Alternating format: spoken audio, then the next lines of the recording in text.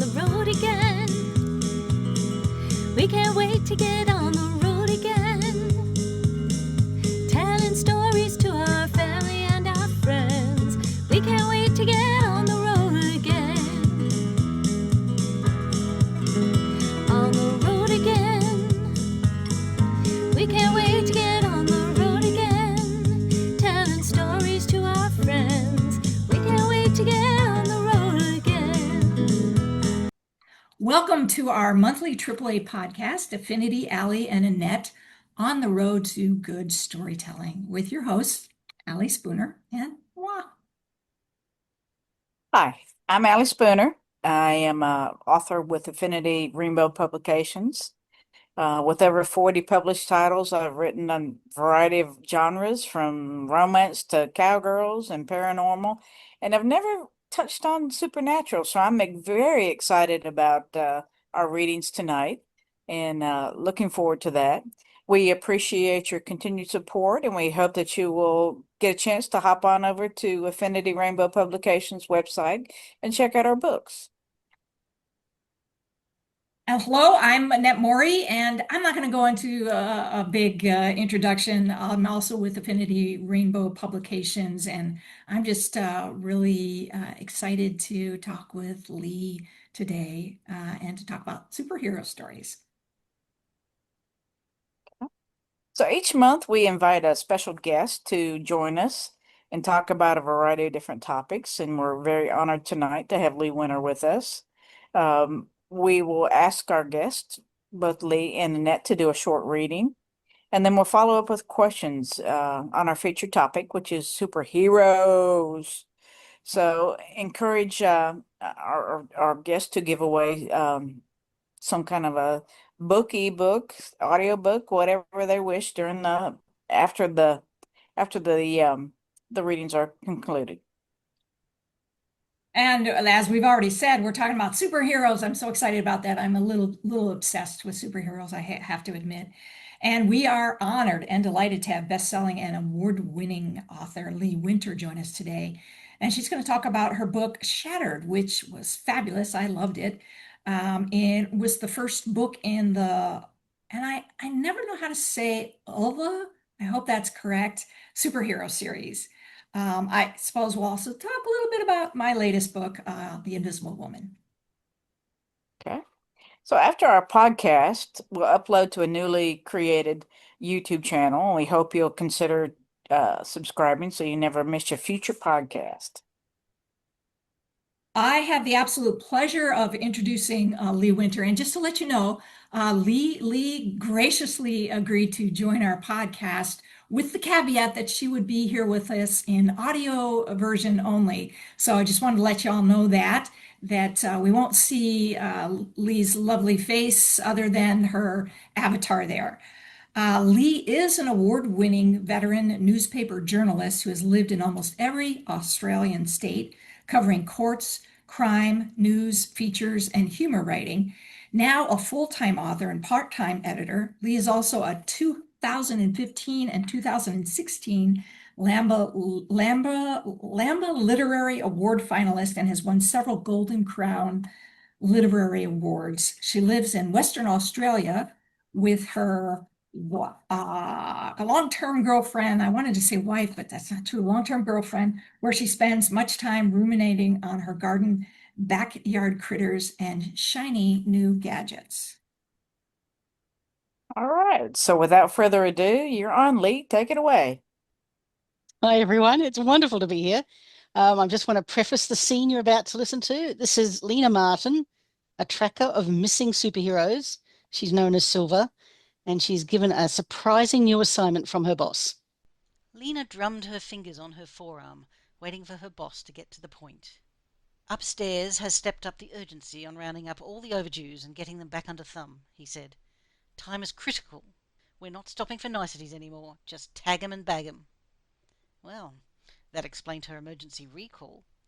Lena took no small pride in the fact that when a Guardian had been on the run for more than a month, their file stamped overdue, it was Lena they called in to get fast results. Due to her survivalist skills, Lena's specialty was the off-the-grid runners, the sneaky, clever ones hiding out in god-forsaken places their communications time slides torn off as they eluded capture. She wondered how long she'd be packing her bags for this time. How late are we talking? This one hasn't checked in for at least 18 months. Lena bit back a shocked gasp. 18 months. Not only was that an unbelievable length of time for an overdue to be gone, but how had she missed hearing about it? We've sent 4 trackers over that time, each with solid leads, Dutton said. Good trackers, too. They all came back saying there was nothing, no trace at all. He tapped a few keys on his keyboard, and a holographic projection peered between them. Lena studied the back of the floating image, waiting for it to rotate to the front. Who was it this time? Surprised you don't recognize her. She was high profile 10 years ago, like top-tier famous. Lena leaned forward as the hovering shape turned to face her. A lean, muscled, tall torso, encased in a black, figure-hugging costume, slowly pirouetted. Dark, smooth skin, a closely cut shadow of hair which emphasized sharp, high cheekbones, generous, wide lips, and deep brown eyes that drilled right into you. Eyes that said she wasn't taking any crap. Lena started, swallowing her gasp. She was part of history, this one. An actual founder. And she was more elusive than all the other aliens on Earth put together. Shadow Girl had been the forgotten guardian until about 10 years ago, when she was outed by paparazzi, catapulting her into the stratosphere as the first lesbian superhero the world had ever seen. Shadow Girl had not hidden her displeasure at that. She had an attitude as fierce as her skills, which were twofold. She could fly, and she could fling objects about with her mind to shattering effect. Seriously? Shadow Girl's an overdue? Lena could hardly believe it. Founders never ran. Some of the second-generation Guardians did, sure, and their kids' were even worse, needing a white-knuckle tight rein. Teenage rebellion crossed all barriers in genetics, it seemed. Most of her day job involved third-generation Guardian brats. But the founders, the original group of aliens to make their home on Earth, were supposed to be the standard-bearers of their people. They didn't break or splat or anything else. They were the reason the whole world had fallen in love with their kind. So a founder running? Hell, this was unprecedented. So, Annette, are you ready to take it away and give us a reading from The Invisible Woman? I am. Okay, so just a little setup on this. This is right where Annalise and her love interest are talking about the fruit, and right before she turns invisible, she turns into the invisible woman. Compared to the original pot or fruit we found, they're huge. If you set one next to a watermelon, it's small, but enormous compared to practically any berry. I think the fruit is ready to harvest. The size hasn't changed in the last couple of days, and they're a deep purple now versus the lighter lilac color. The light seems a little brighter, too. I grabbed the cider Annalise set out for me and took a large sip. Thanks for the cider. I debated whether to have one ready for you, knowing how you get involved in projects and lose track of time. But then I figured drinking a warm cider would serve you right if you were too late. Such a sweetheart. How kind of you, I responded, my voice dripping with sarcasm. She grinned. Most welcome. She tossed back. I presume you'll conduct your test on the fruit tonight. I took another large swig of my drink. Yep, sure am. Aren't you afraid that whatever is in the fruit might negatively react to alcohol? She asked. I frowned. I hadn't really thought of that. I suppose it would be prudent to conduct 2 tests, one with the presence of alcohol and one without. Good thought. See, you can think like a scientist. Comes from years of hanging around you. I was hungrier than I thought, and we finished the pizza in record time. Together, we cleared the area, and I took a few minutes to scratch under Einstein's chin. I didn't want him to think I was ignoring him, but now I was ready to begin the second set of tests. Head to the lab, and I'll meet you there, I directed. I'm just going to select 2 of the darkest hued fruits. Annalise saluted me. Radio, Chief. Stop that. I just meant I don't need help to select 2 samples. Annalise chuckled and ambled down the hallway to my lab. It hadn't turned pitch black yet, so there was enough light to see, especially with the glowing fruit as a massive beacon for any curious onlookers. Good thing I lived miles away from civilization and had a fenced-in yard. I found what I believed to be the two ripest fruits and twisted them until they came free of the large flower. This was another odd characteristic of the plant. Flower petals always fall off after pollination. These petals simply widen to allow the fruit to grow in the center of the flower.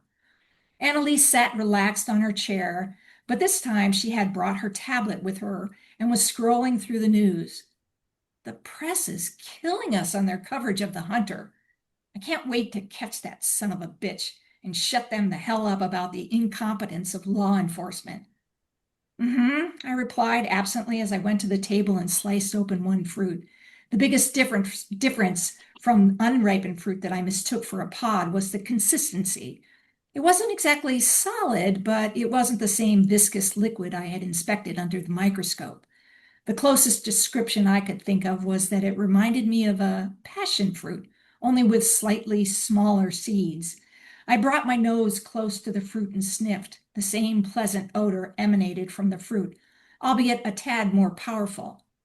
Wow, I can smell it all the way from here, Annalise said. It's quite enticing. I put the tip of my finger on the gelatinous pulp and placed it on the tip of my tongue for a taste. It's sweet. Quite good, actually. I'm not sure I can make a comparison to any known earth fruit. Annalise pointed to me. Your face is glowing. Wait, can you stick out your tongue? I pushed past Annalise and went directly to the closest bathroom. I found the mirror and stuck out my tongue. Sure enough, it was glowing in that same translucent manner that Einstein had glowed for approximately 12 hours.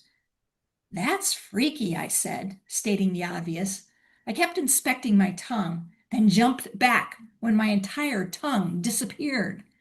Annalise was right behind me and screamed, It ate your tongue! Oh my God, oh my God, oh my God! I could still feel my tongue as it rolled in, as I rolled it around my mouth. Chill, I can still feel my tongue. It isn't gone, it's just invisible. Can I touch it? Annalise asked. I stuck out my tongue as Annalise brought her finger close until she came into contact with my tongue.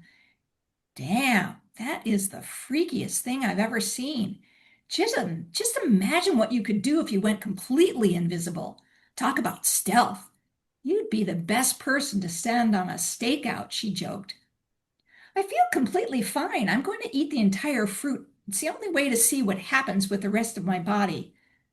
Um, okay, are you sure? I mean, what if you become the invisible woman or something? How will you explain that to your colleagues? I shrugged. Maybe the effect has a shelf life. What happened to Einstein would suggest that's exactly what occurred. All right. Good job. Thank you. Those are our readings. So let's jump into questions.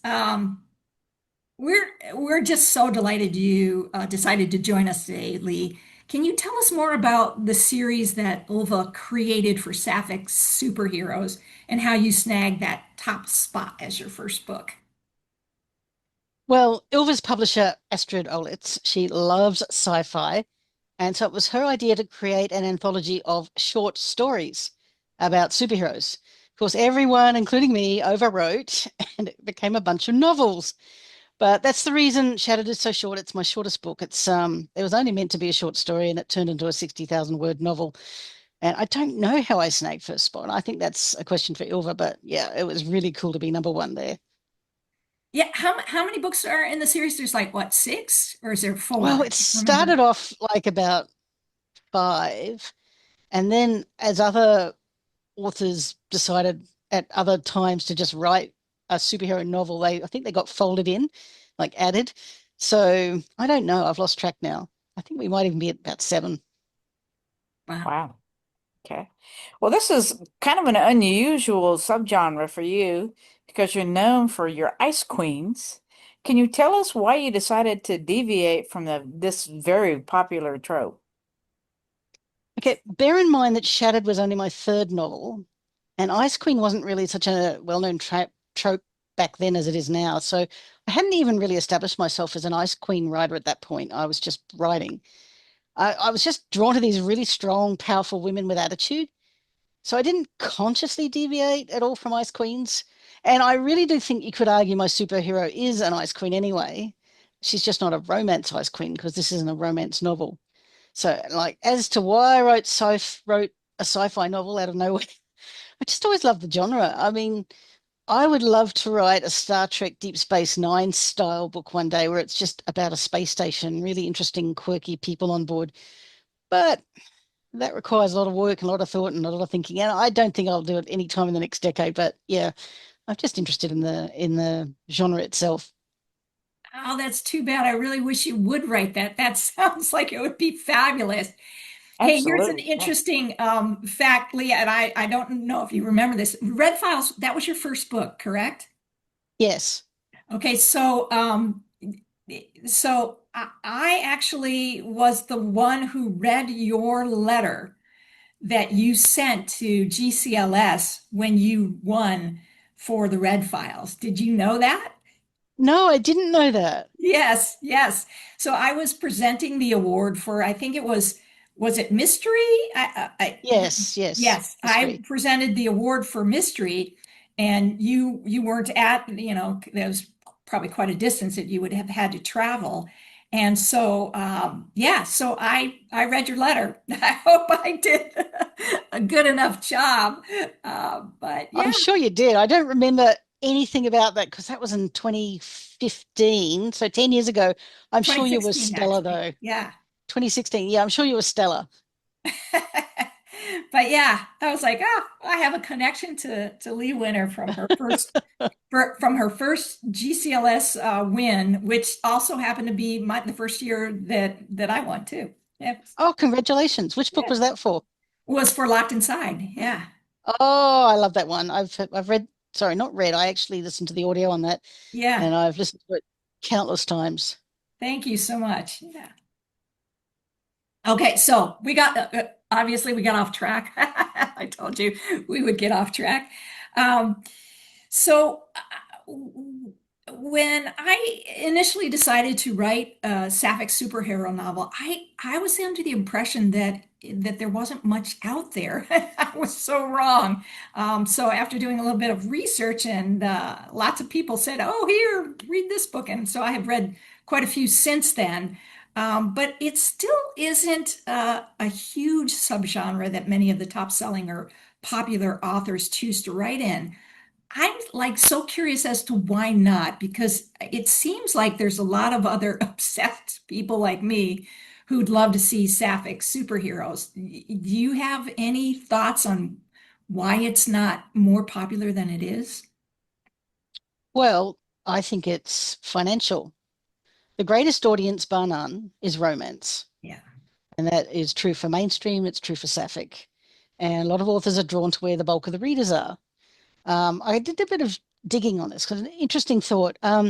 So this is mainstream genre figures, right? So romance rakes in 1.44 billion a year, crime and mystery 728 million, religious inspirational 720, and science fiction is down at 590. Lastly is horror at 79. So romance outsells science fiction. Um, what is that? 3 to 1? Yeah, Yeah. almost 3 to 1. So you're a writer who wants to pay their mortgage and have a lot of followers and whatever. I think you go where the people are. And of course, there's going to be writers who do what I did and just thought, oh, I really want to write a sci-fi, so I'll pop out like Shattered. But you're not going to find a lot of lesfic writers making money off sci-fi alone. So I think that's what the bottom line might be. They might be interested. They might be curious. They might love it, but they need to keep the power on. Yeah, that's so unfortunate because, sci-fi and other paranormal and dystopian and the other genres are actually my favorite to write in. Allie, we talked about this before. We'd Yeah. much rather write those than romance. Mm. Well, you could do what I do, and I write romantic blend all the time, where like the B plot is so strong it could virtually be an A plot. So you don't get too bogged down in just romance. And I really like doing that. I like having these really plot-rich stories. So I don't really feel like I'm just doing something very light and yeah. Yeah. Yeah, I think that's what both Allie and I do is blend. Yeah, but Yeah, still, yeah, I just love the science fiction and um, yeah, those plot-driven stories that are just complicated and intricate and yeah. yeah, same. So, besides your fellow authors who wrote other books for the series, have you read some of the other superhero books? And if so, can you give us an idea of recommendations for our readers to check out? Here's the thing, I don't have any non-Ilva favorites superhero books. Well, I'm sure they're out there, but I've just not read them. They're very hard to find. No, I'm sure they're out there. But of sci-fi books that aren't Ilva, sci-fi, not superhero sci-fi, I'd recommend all the Fletcher Delancey books. Oh And I yes, absolutely love Gideon the Ninth by Tamsin Muir, which yes. is even better as an audiobook. But superhero, it's a bit of a desert, isn't it? Or am I just not looking in the right places? Yeah, no, it is. Kay Ayton, I think, does a good job. Oh yeah, I've seen her book. Uh, Yeah, I haven't read it though. Yeah. yeah, she's got some good sci-fi. You're right, Fletcher Delancey. She was awesome. Love that series. Um, who else do I read? I mean, there are, but I read so much, I forget some of the good ones. But there are definitely some sci-fi and other folks. There's what it's called. It's not urban fantasy. It's steampunk. There's Yeah. and there's some good stuff out there with that, which is really different and interesting. But you're right, yeah, it's hard to find good sci-fi. Oh, Virginia Black is a new Oh author. yes. She's Yes, getting a I lot do of recommend press. Virginia. She wrote one of my books of the year 2 years ago. Which was that one? The one on the planet. No Shelter But the Stars. Highly Yes, recommend it. yeah, okay. So, it's interesting that you mentioned you're right that your superhero was a bit of an ice queen. And now that I think about it, in fact, that your story tells a bit of an unusual. She's kind of an unusual superhero. Tell us more about that, and if you intentionally decided to make this main character a person of color. Absolutely. Look, I started with the premise. What would it be like for scientists from an advanced species to crash land on Earth in the early 1900s, like when World War One was raging? And even more challenging, this scientist is a woman. She's well aware of her superiority amongst us knuckle dragging humans. Worse for her, she's a black woman, plus she's a lesbian. So she's got the trifecta for back then woman, black, lesbian. You know, she was going to be copying it from every angle. And even worse than all of that, she could hear the unevolved thoughts of all the masses around her. So she's in hell. I wanted to have a fury about her life in her new world and her treatment, all of it, just so that it reaches so deep to her core that we can understand why she went off the grid and just like stopped saving lives. Like she was just so over it. And it was important to me that a person in a position who'd be treated as the least deserving of respect back then was arguably the one who was the most worthy of respect. Because she wasn't just a scientist on her homeworld, she was an important person. She was someone who was revered, and she had to give all of this up, cede control to an egocentric white man in her group of aliens just to survive on Earth. And I need all of these factors to just ratchet up the culture shock for her to then feed her brewing angry for over a century. Well, actually, not over, for exactly a century. And then her bitterness and despair to be there. And her emotions needed to be so well learned to justify her choices so that we're not sitting there judging her for just having enough and leaving. And I think they were justified. Yeah. It's interesting because there aren't very many sapphic superheroes in like TV series, but one is one of my favorite TV series. I don't know if you've seen it, Black Lightning. Have you seen the Black Knight Lightning series? And Yeah, I there, caught season one. Yeah, well, there are his daughter, one of his daughters is a lesbian, yeah. and her partner is also a lesbian. She's a shapeshifter. And so there's two superheroes in that series that are sapphic, which is really kind of cool. because they later made the Batwoman. They cast that with a person of color the second season. But I always think that Batwoman isn't really, in my mind, she's not technically a superhero because sure she can fight, but she doesn't really have any like special powers. She just has a bunch of cool gadgets, right? So I don't know. What's is she really is Batwoman really a superhero like Batman? I don't think Batman's a superhero either. Well, I mean, by the definition, technically they are because they're being Cape Crusaders and running around saving people, but they're not aliens. They don't have alien powers. And I absolutely understand the distinction. And I always used to think Batman is someone anyone could be if they had enough money and willpower, whereas an Right, alien right. is just, bestowed. Or Like not this even is just the interesting thing about my superhero is on her world, she wasn't a hero at all. Like she just had what she had. But when she landed on Earth, it was seen as special and other, whereas back right. home it was normal. So what is alien to us is normal to them, and that's interesting too. Right. Yes, true. But it's not, isn't it not just aliens too? Because there's Spider-Man who's not an alien, but Yeah, yeah. Alien radioactive stuff. technologies in his blood and transformed him and blah. Yeah, Yeah, so some it's the science stuff. concept of having them ultimately physically at their core different to an average human.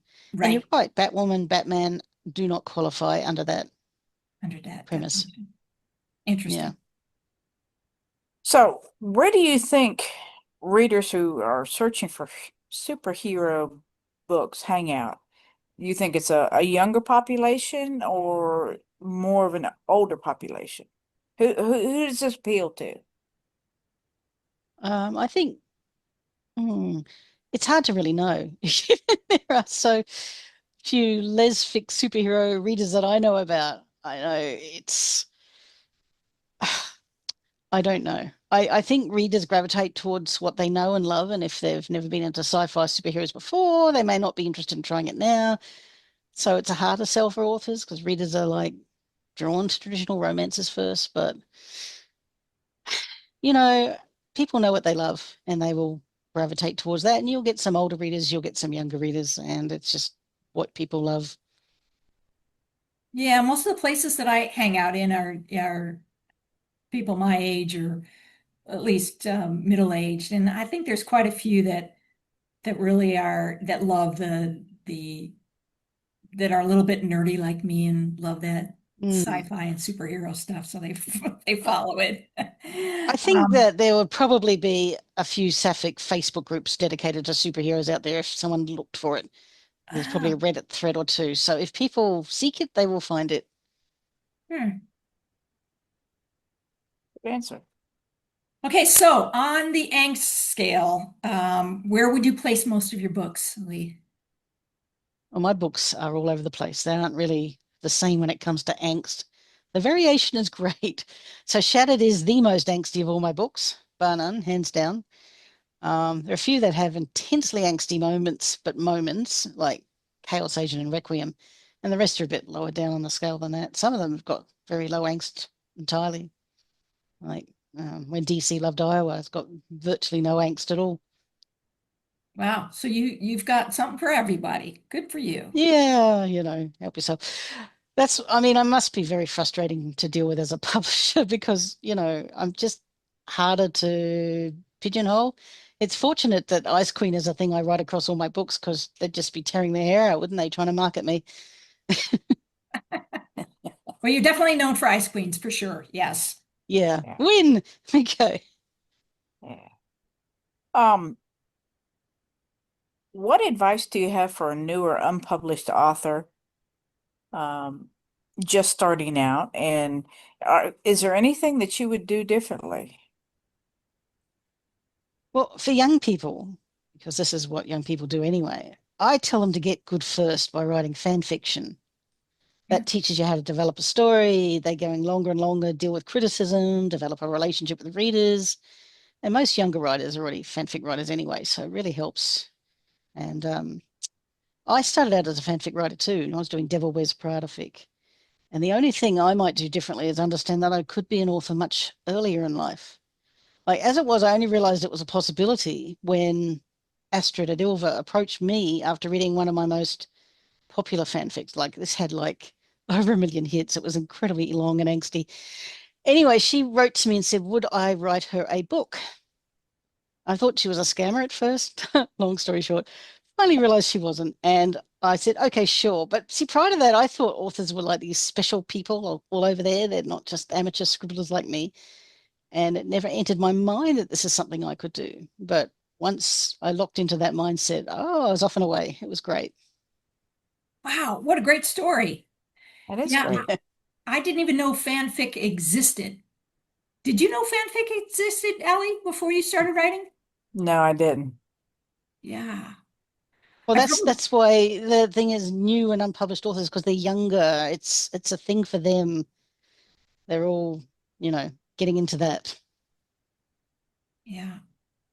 Yeah, I understood. There's quite a few very popular authors now that started in fanfic.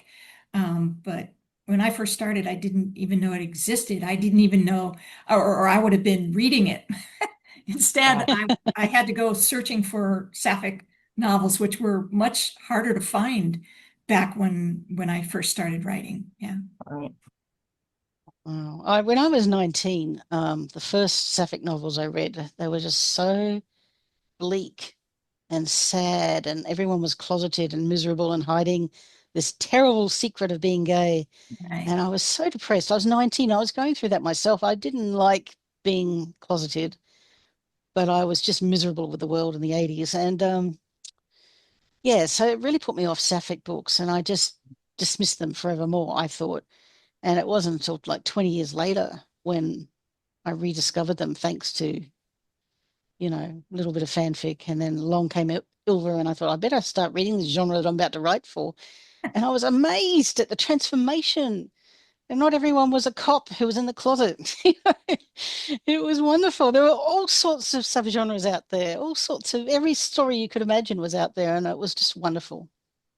Yeah, it really has evolved, and even some of the stories, even from when, Catherine Forrest and whatever, of the angst of coming out was a big part of a lot of the stories, even though they all had happy endings, the ones that I read, because I didn't read The Well of Loneliness or any of those really depressing ones.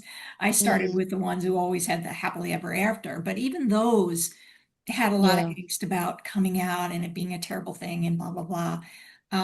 And lately, I think there's a lot of novels where the main characters are just simply very comfortable with their queerness and not apologizing, and it's just a part of who they are, but not the main thing of who they are. So, Yeah, I mean, that's what I like to write because I find it really stressful to go into the whole negative, I mean, occasionally I'll have a side character reacting negatively, but it's generally, I'm just like, everyone's cool and comfortable with it because, it's fantasy. I like it. I like it when everyone's just got their shit together and it's all very calm and everyone's, and there's none of that stress I had when I was 19. right. So tell us about your writing experience from start to finish. What's the most challenging part of writing a novel for you? Okay, my writing experience. I start with the idea of what the book's going to be about, and then I just spend a few weeks stress testing it in my head, mentally plotting out the story to see if it has legs or if there's going to be plot holes, see if I'm still interested in it in a month after wrestling it around in my mind. And when I've decided, yeah, that's got legs, and I'll write out a timeline and then I research. And as a visual cue, I'll sometimes find photos of the main two characters who are inspiring me and put those up next to me as I write. And then I start writing.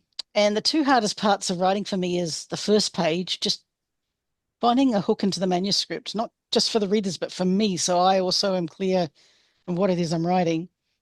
And I hate receiving edits back because it just feels like I'm starting over the book all over again. And I'm just exhausted by it by then. But yeah. Okay.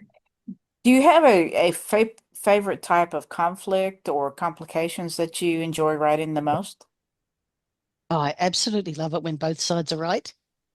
Like there's an argument or a drama, and you can absolutely see why both characters have that opinion, and their reasoning is sound, and it's absolutely impossible to choose a side. I love that. I did this in Hotel Queens. Not only are they both right in their own way to hold the views they do, but they're both written to be of equal professional status. Like, so therefore they can both serve it up to each other and be really cutting, and it's not seen as an abuse of power or anything because they're equals. Like, I hate it when I see a boss assistant novel and the boss is being just devastatingly awful, and the assistant, by virtue of her position, is left to just take it. And so whenever possible, I love to balance the sides. And if one, for instance, is an assistant, by the end of the book, she'll have or reveal her own power, and she's an equal to the Ice Queen in her own way. So there's absolutely no weird power imbalances that are just a bit uncomfortable to swallow. Oh, I love that. Yeah. I mean, it's so both are right, but have you ever written a book where it's a controversial topic and you have to write in from both perspectives, but you personally have a very ingrained belief system on one side. Have you ever written one of those where both Yeah, I sides? mean, in Chaos Agent, there's this moment where Michelle Hastings, who was a villain in previous books, um, she's really conflicted. Actually, no, go back. Eden, who is her love interest. Eden is a sunshine character. She's does lots of protests. She embraces all the good things on Earth, and she's absolutely lovely in every way. But she is hurt. She got attacked, and she suddenly wants. She wishes violence on the person who attacked her, and she's really conflicted by this. And Michelle, her love interest, goes, "Yeah, me too." And it's kind of like becomes as everyone's like, yeah, we want this. And it's actually the opposite of what I believe because I'm a bit more of a hippie la than that. I really struggle with inflicting violence on anyone, but I found it really interesting that these actually virtually every character in the book wants to hurt the person who hurt Eden. And, with some vitriol too, with extra. Yeah, that is an example. That's controversial. Do you massively hurt a person who hurts someone who's lovely and innocent? Do you just go, no, let the law handle that? But no, I mean, I'm talking vigilante justice here. That's why it's controversial. Oh So yeah, yeah. I'm not a fan of vigilante justice, but those three were, and okay, that's how it played out. Yeah, even though I advocate for nonviolence in books because it's fantasy, it's not real life, I'm a big fan Yeah. of vigilante violence. I know, and it's interesting, like Eden's mother, who was such a righteous character, who's like the most morally upright person, even she's going, yeah. It just made me laugh. And you can see when it's someone you love, you can absolutely understand why it all goes out the window, all your ethical takes on things. Right. How much research do you do for a book? I argue that at times I do a little too much. I go for these really deep, deep dives. I chase all the squirrels down all the holes. And okay, I remember when I was researching Requiem for Mortals, and I needed to know how much a police administrative assistant gets paid. But due to the way the Victorian government does things, you have to actually sign up to a jobs portal and be looking for work in that field in order to get that answer. So that's what I did. I invented a person. I started looking for work, quote unquote, on this jobs portal, and I got my answer. And then 3 months later, I was offered a job interview. So I've forgotten to take down my profile. I did decline. So you didn't go for the interview. No, it was in a different state. And also, I had none of the skills I claimed to have. So So, how much of your personal experience are written into your books? Well, any of the books about journalists, they contain my knowledge because I did it for almost 30 years. So anything about how things work in newsrooms and stuff, that's stuff I know. But the brutal truth was the most autobiographical, like that contains all my misery about being sent to an interstate office to work the midnight shift as a young cadet reporter, and I was just homesick and pathetic the whole time, and it's all in there. I didn't have a hot boss though to take my mind off things. Whereas like I just sat there miserably for 6 months doing my job and going home and being miserable. So yeah, Current work in progress. Do you have one? I do. It's really close to the finish line now. It's called When She Flies. It's at the proofreading stage. I could read you the blurb if you want. I don't Yes, know. please. Okay, when free-spirited artist Sienna Fisher is mistaken for an intern at a New York luxury goods empire, the last thing she expects is for the CEO to be aloof English art curator Jasmine Gamail. Years ago in London, Jasmine shredded Sienna's art and mocked her for knowing nothing of life, setting her on a path to wander the world. Now Sienna has a second chance to impress Jasmine, and she's not about to waste it, even if it means becoming an intern at age 34 and trying to win an in-house design competition, all to dazzle the woman who changed her life and doesn't even remember her. As if that's not hard enough, there's that strange business of the sparks that keep flying every time she argues art with her boss. Of course, that's entirely one-sided, given Jasmine's straight and married, right? Or is she? What was the title again, Lee? When She Flies. When She Flies. Okay. That'll be out early next year. Okay. Sounds really good. Another Ice Queen. I can. Yeah, well, she's actually just barely an ice queen. Like she's quite well adjusted and has friends and everything, which most of my ice queens don't. At most, they have like one token friend who's sort of long suffering. But this one's got regular social life. Okay. Well, you've told us a little bit about your writing style, that you kind of percolate on a story idea for a week or so, and you write out some timelines. Do you consider yourself a pantser or a plotter? I am a hardcore plotter. I know at all times where I'm going and how and when, all times. Having said that, yes, of course, the characters will derail me sometimes, and I'll have to rewrite my timeline. But I couldn't exist as a pantser. I talk to EJ Noyes about this all the time. She's a purebred pantser, and I just can't. I just the stress that would exist in me if I tried to do what she does, it's off the scale. Wow. Well, you're one of the few people who are a hardcore plotter. Both Allie and I are pansters. So do you do outlines and everything? Like, do you do each scene and write an outline for that? No, I do a timeline, and the timeline is very precise. So this will happen, and then this will happen, and this character will go to this person's place, and blah. Oh, And yeah, yeah. wow. Okay. Yeah, I can't do that. Our Even if I characters would tried, drive it us would, I would, nuts. uh, Yeah. I would go off. If I wrote an outline or a timeline, I'd blow it in the first day, I'm sure. Yeah. Me too. Yeah, yeah. That's what makes it fun writing with Allie, is we're both we're both panskers and we don't know where we're taking the story. So we drag the other one in a different direction half the time. See, this level of chaos is horrifying. Yeah. Yeah, I just it yeah, I can't do it. And one of the things though I do think is an advantage of pantster writing, particularly if you're writing like mysteries or something where the story requires plot twists and turns. It's great to be a pantster because if I don't know who the killer is,